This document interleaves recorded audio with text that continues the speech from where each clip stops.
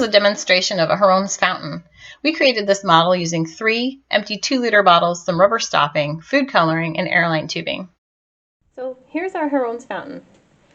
It contains 2 intact 2-liter bottles and 1 half 2-liter bottle. You could do this with 1-liter bottles if you wish. It's a little bit harder to get started and keep going.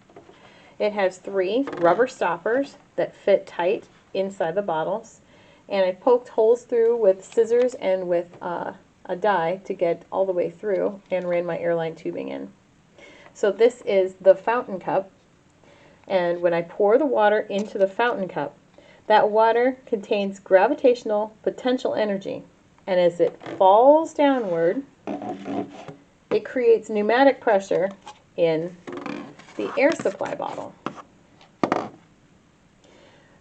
The air supply bottle then forces the air through the tube into the liquid supply bottle.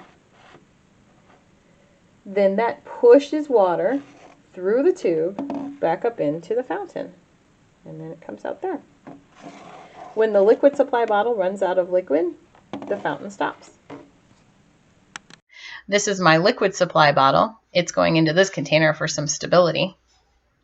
And you can see that there are 3 rubber stoppers on my airline tubing. One has shorter airline tubing that's going into the air supply bottle, and the longer tube is going into the liquid supply bottle. I used food coloring to dye the liquid red so we could see the difference. Now I have the other half of a 2-liter bottle, and that's my fountain cup.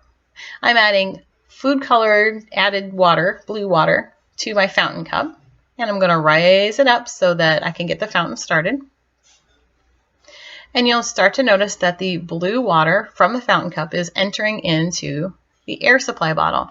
And then if you look on the right-hand side, you'll see the red water out of the liquid supply bottle is siphoning up and into the fountain cup. And as you watch, that blue water in the fountain cup will eventually go purple as the 2 colors mix together, and then all the way to red. Heron was an inventor in ancient Greece, and he used math and physics to design fountains that don't use pumps. Instead, they use properties of liquid and air. Heron's fountain is both a hydraulic and a pneumatic system. Now, hydraulic systems use liquids under pressure in confined spaces. Some examples are raising and lowering airplane landing gear or operating carnival rides at the fair. Pneumatic systems use gas under pressure, and those are like air horns or braking systems on trucks. So here's a Heron's fountain, which is using the properties of water.